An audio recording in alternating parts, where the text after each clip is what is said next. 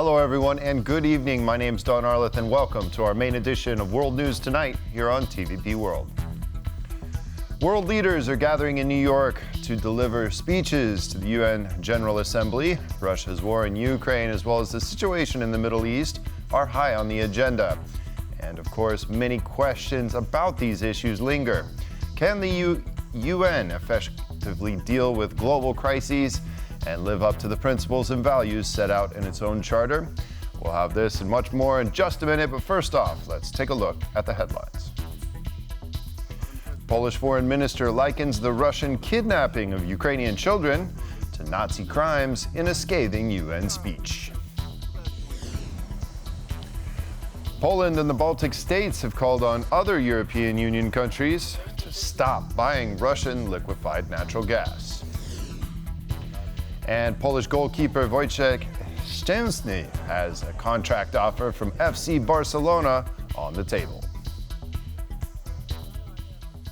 Ukrainian President Volodymyr Zelenskyy addressed the UN General Assembly, calling for a just and lasting peace and dismissing calls for a compromise settlement with Russia.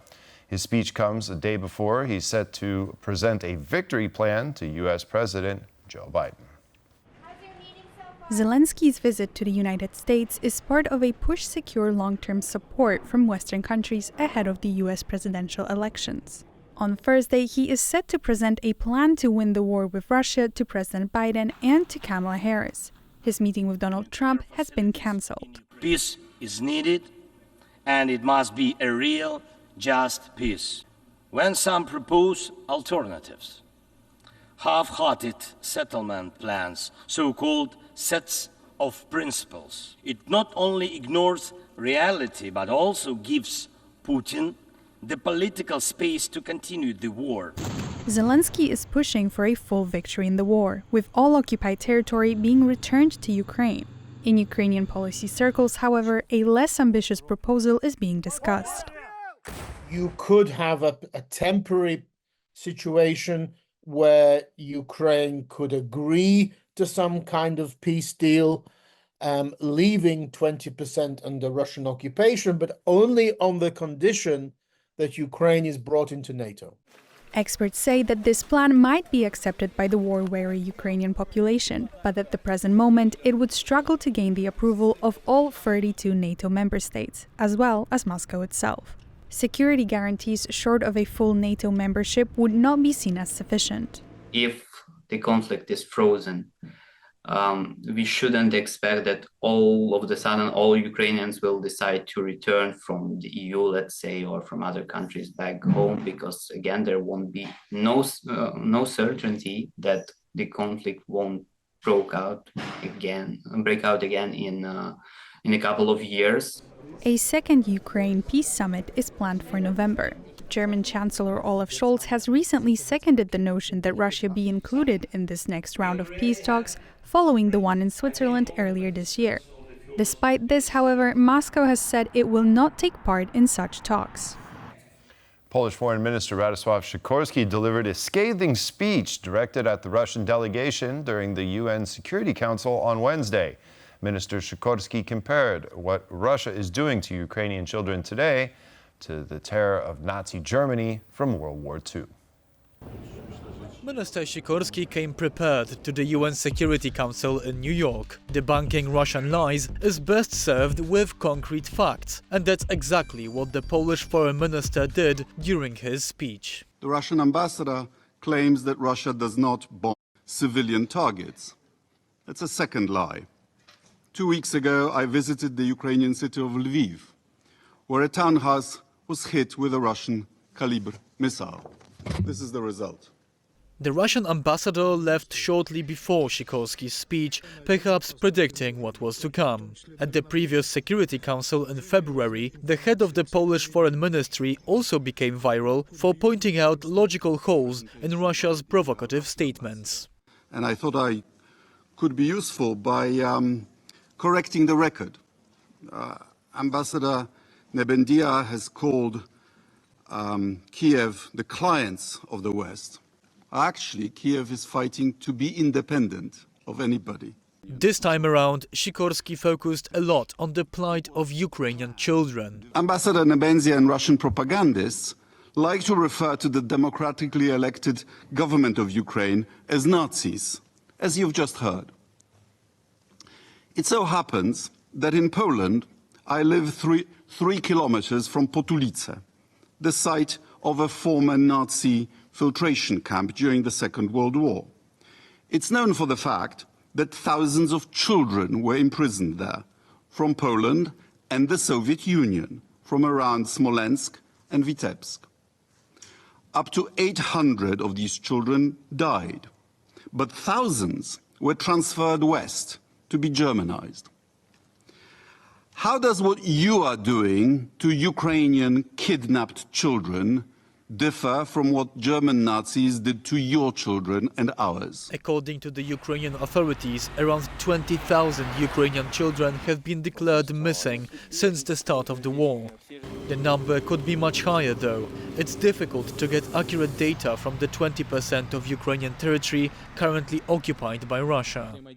Russian President Vladimir Putin is wanted by the International Criminal Court for the mass kidnappings of children from Ukraine. He claims the children have been instead saved by the Russian soldiers. In Hungary, a law in effect since December is raising serious concerns within the European Union.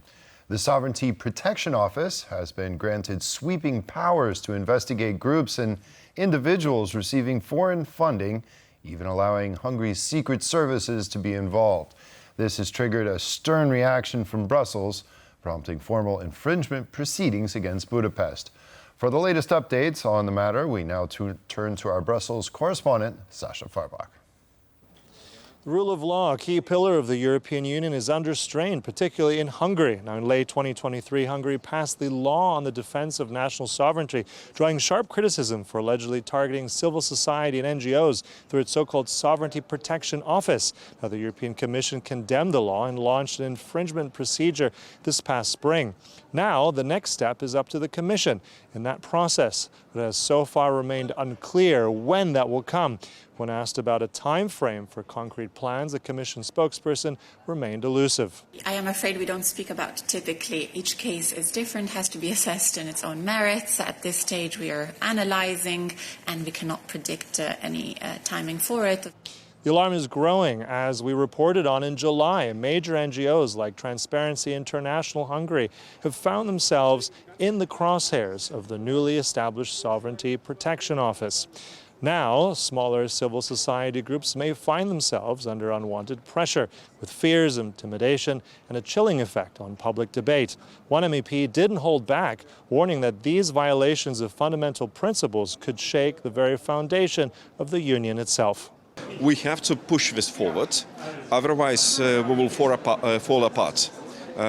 If even in case of one country, member state, not fulfilling their obligations, it's a huge, I would say, blow to all the European Union, and especially when country is in charge of the union as such.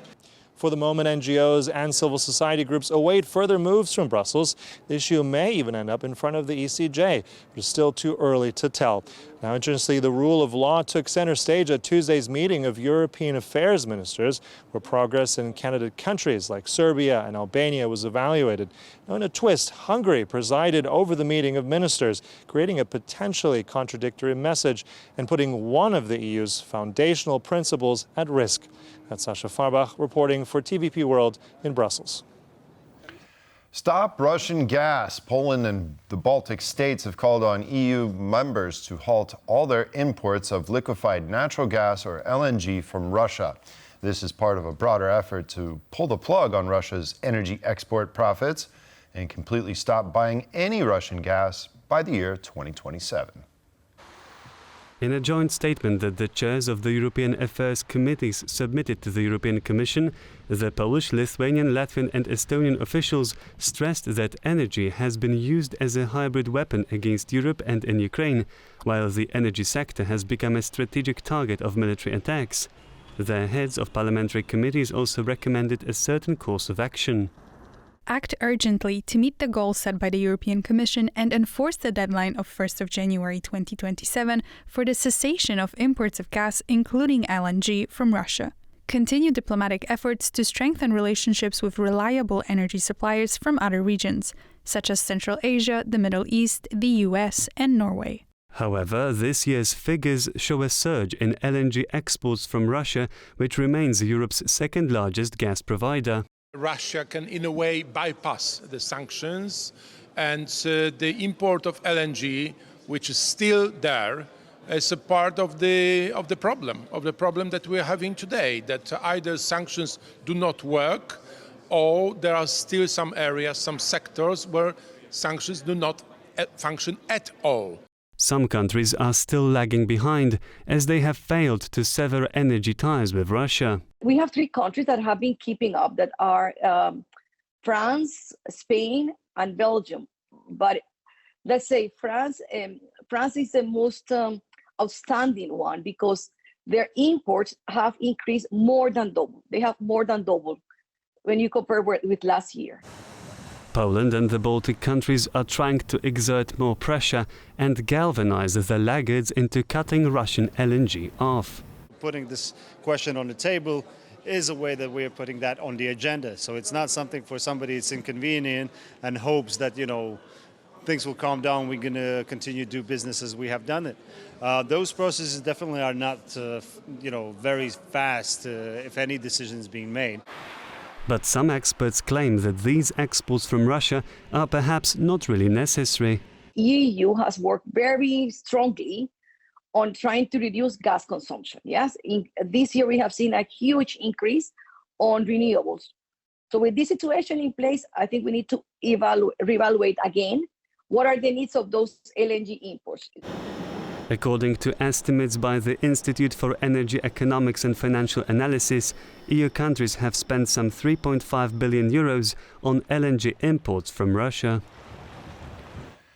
Germany and France have now called for a new Europe-wide asylum and migration deal with the United Kingdom. Both countries are hoping that the change of government in Britain could help establish a new working relationship when it comes to migration. Could this be a new beginning for EU-UK cooperation after years of a strained post-Brexit relationship? TVP World's London correspondent Claudia Travinska has more in her report. This could be a letter that marks the beginning of a change between the United Kingdom and the European Union when it comes to cooperating on migration.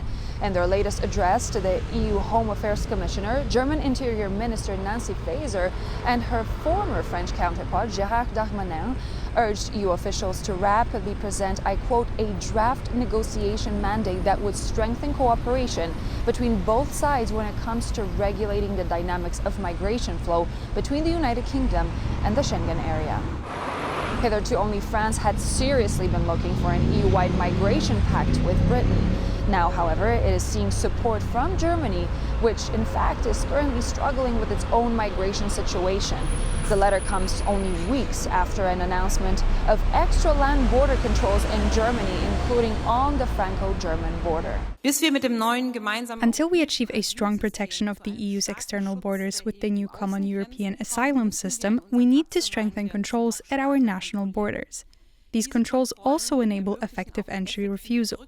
We have already had more than 30,000 entry refusals at Germany's external borders since last October. This month alone, at least 20 people have died attempting to reach British shores, with another 22,000 migrants having arrived in England via the Channel. The UK's Prime Minister, Keir Starmer, has to be incredibly careful about his balancing act to satisfy his voters, while also not adding fuel to the fire when it comes to his pro-Brexit opponents. So far, the European Commission, which previously rejected proposals to negotiate a deal, has refused to comment on the letter as of yet. We are definitely to expect a discussion on a potential deal next spring, when an EU-UK summit is meant to take place. From London for TVP World, I'm Claudia Czerwińska. It's going to cost big money to deal with the aftermath of the recent floods. Thankfully, the Polish government intends to spend up to €5 billion or even more on aid for the flood victims. That's not even including the billions of euro of EU money already pledged. The The Polish parliament is currently working on a special bill which could be introduced as early as next week. Some regions of southern Poland are still struggling with the floods. Large parts of the country, however, are now dealing with the aftermath. The cleanup process and repairs could take months, if not years. The Polish government and parliament are hard at work to bring the aid to the victims as quickly as possible. It's very important for Polish government to help to rescue everybody who has suffered because of the flood, because of this big water that is right now in Poland. I spoke to the Speaker of the Polish Parliament, Szymon Hołownia, who told me how much money could go into the relief efforts. The government will spend not 1 billion of zloty, but not only a couple billions of zlotys, but it will be maybe 20, maybe even more billions of zlotys of the public money engaged into the projects of rebuilding this part of the country, and also because it's very important to make a resilience for such disasters, for such floods or other disasters in the future. 20 billion zloty is about 5 billion euro, which could be the biggest amount of money ever spent by the Polish government on repairs after a natural disaster. The scale of the damages is so large that the MPs agreed to work on the bill in a special expedited way.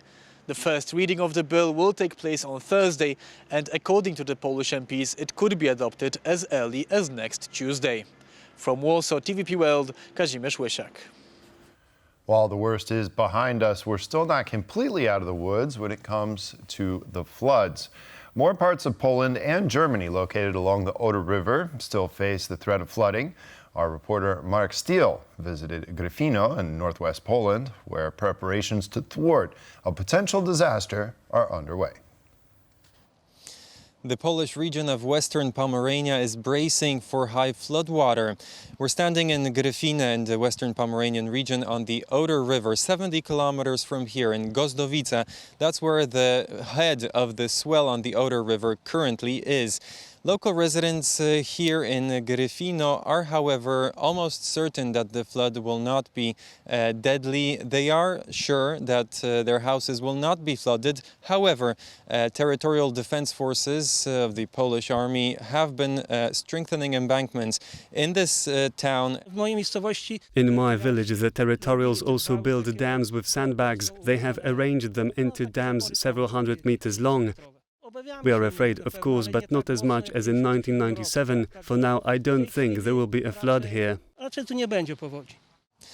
The swell on the Oder River, which is currently flowing down from the mountains toward the Baltic Sea, is over 100 kilometers long. The swell has already passed through the lower Silesia region, and alert levels have been already reached in Wrocław. So the water has been receding from that town, which last week faced a threat of flooding. Currently, the threat of flooding is moving downstream the Oder River to places like Gryfino. Marek Steele, TVP World. Despite the immediate impact on the lives and well-being of residents, the floods seem to have affected more than just those who lost their homes and their livelihoods to the water. People and businesses nearby are now faced with a dramatic drop in the number of tourists, taking a drastic toll on the local economy. The flood in Poland is coming to an end, but its impact can still be felt, not just by homeowners still dealing with the aftermath. It is also being felt by businesses who have been left in the cold by scared clients. The water may have receded, but the tourists have gone with it. Our biggest issue now is that we've had 100% of our reservations cancelled. Mr. Dubiel is the owner of a company which offers kayaking and rafting trips. He says that his business and hundreds of others have been caught in a media-fueled scare. It's far easier to highlight a washed-out road or a collapsed house than to show the sun shining brightly over Polanica, where nothing has happened. This is a serious problem because for these businesses, the high season has just begun. October and November are peak months for school trips in Lower Silesia. We urge schools, school boards and the Ministry of Education to provide accurate information regarding these trips, as there is truly no need to cancel them all. Whether these businesses will be eligible for public aid remains an open question. Right now, they fear not only for the money they've lost this year, but also for that which they will likely lose in the years to come. After the 1997 flood, when there was no internet or rapid communication, the Nysa River remained synonymous with death for many years. We spent a long time working to lift that dark association. Right now, just after a single evening, they find themselves having to start over again. And now on a lighter note to the world of sport, just very recently he had been planning his retirement from football. Now he has a new lucrative contract to sign. Polish goalkeeper Wojciech Szczęsny is set to join one of the greatest clubs in the world, FC Barcelona, in a jaw-dropping move. Though the official Barcelona website hasn't announced the signing of Szczęsny, the football world is certain the Polish goalkeeper will be joining the Catalan club. This is because Italian know-it-all transfer guru Fabrizio Romano has published a post anticipating Szczęsny's becoming a player of the Spanish club. Wojciech Szczęsny to Barcelona. Here we go. Deal in place for Polish goalkeeper to join as a free agent.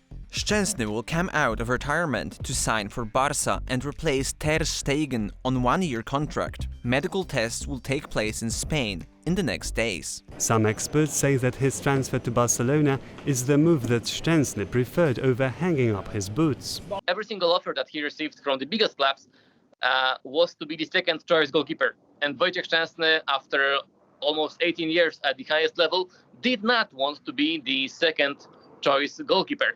Szczęsny is a landmark figure in global football.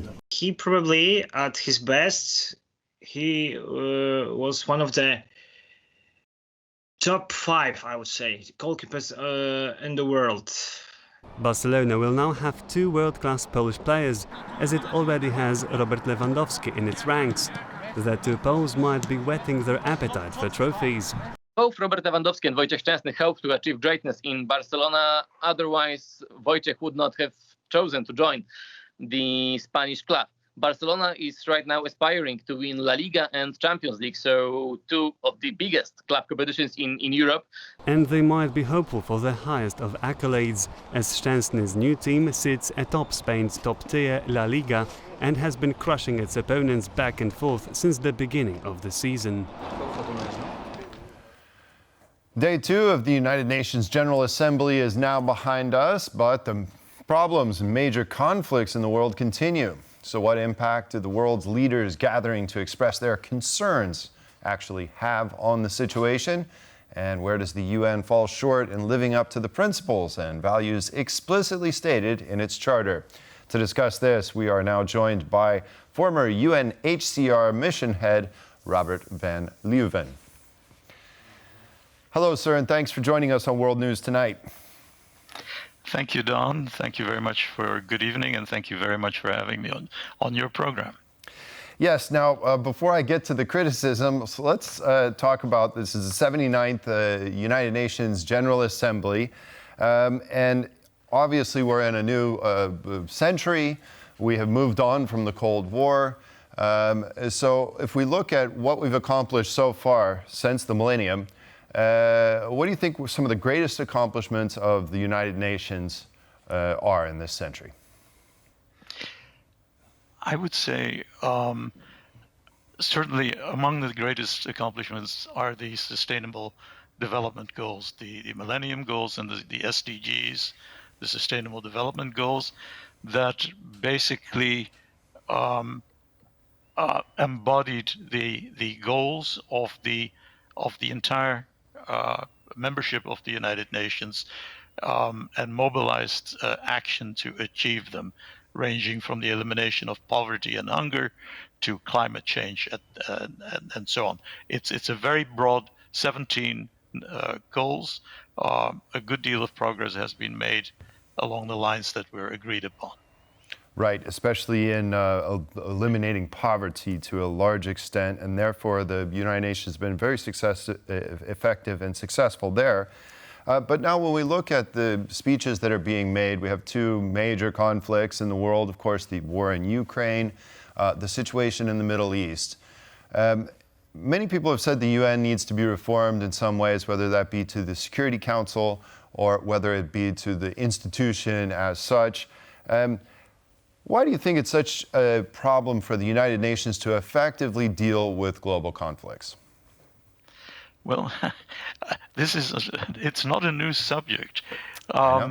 Just reflecting over the past decades, there have been many calls for United Nations reform, and particularly with regard to the veto power of the 5 permanent members of the Security Council, compared to the limited ability to affect action of the UN General Assembly. That has been the focus, but these discussions go back a long way. And the reason they haven't made progress is not only has the world, of course, changed a great deal, but what has remained the same is essentially that governments will, as they always have, want to hang on to the power they have. And the veto power is an enormous one. We have one of the P5 members, Russia, which began a war of aggression in Ukraine in February 2022, and as a permanent member of the Security Council exercised its veto against all measures to bring an end to hostilities that it had itself initiated.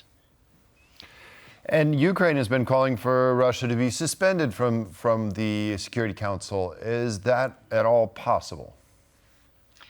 I doubt very much that is going to happen. Russia has been suspended from the United Nations Human Rights Council, but that is, of course, a very different matter. It's not likely to be suspended from the Security Council for the simple reason that the mechanisms to do that are very unlikely to be invoked. There's also a danger in suspending Russia from the Security Council, even though it is something that must be considered, and that is that that would cut off essentially important avenues of dialogue, even though those have been extremely unproductive so far. President Zelenskyy made a scathing speech to the Security Council yesterday, really pretty much opening up with from the very first second of this war. He said Russia has been doing things that cannot possibly be justified under the UN Charter. Every destroyed city, every burned village. We've heard this time and time again from the Ukrainian president. How can this be reckoned with? Is the UN the right avenue for Ukraine to pursue this, or as they also say they're working on this independent peace conference in Switzerland, maybe round 2 with Russia at the table? How do you think that they should go about resolving this conflict? Well, I think they have to pursue all avenues available to them, and I think President Zelenskyy is doing exactly that. This war of aggression has essentially been waged by Russia as a war against civilians. It has been civilians. There's ample evidence that civilians have been the target. The cities destroyed, the schools destroyed, the hospitals, the shopping malls destroyed, and so on. And in particular, the targeting of sources of energy, for example, prior to the winter setting in, which will put the population through extreme hardship. So it has been a war on civilians, and that is against all the principles of the United Nations, all the purposes and principles of the United Nations. It is international criminal behavior. Therefore, President Zelenskyy has, from the outset, I think, effectively produced all the avenues open to him in the international community. And the Security Council is one that, despite its inability to move beyond the Russian veto power in the Security Council, still has the General Assembly, which can be called into emergency session and has been called into emergency session to deal with the crisis in Ukraine, with the war in Ukraine. I myself, in fact, launched an initiative in early March of 2022, in which I submitted a white paper that was shared with the Ukrainian government and with others at the United Nations, to try and get certain text into United Nations General Assembly resolutions that would address this problem, such as, for example, a United Nations Commission on Ukraine, such as we had when the Korean War occurred, which eventually led to the truce we still have in Korea, and a United Nations Emergency Protection Force in Ukraine, a peacekeeping force such as we had during the Suez Canal crisis, and we had as recently as during the crisis in Bosnia and Herzegovina. And while parts of my text dealing with the protection of civilians made their way into the General Assembly resolution, those two teeth, as I would like to call them, in the proposed text were not adopted. And there are reasons for this. Many countries in the global south, I think, still consider the war in Ukraine to be a European problem, a problem of the rich countries to resolve among themselves, while they would prefer to have a different perspective on this. Yes, well, we certainly would like to see some actions such as that. Robert van Lieven, former UNHCR mission head, thank you very much for joining me tonight and sharing your thoughts on this matter. I very much appreciate it. Thank you, sir. My thanks to you. And that's all the time we have on World News Tonight. Thank you all for joining us. Have a wonderful weekend, and we'll see you next time. Good night.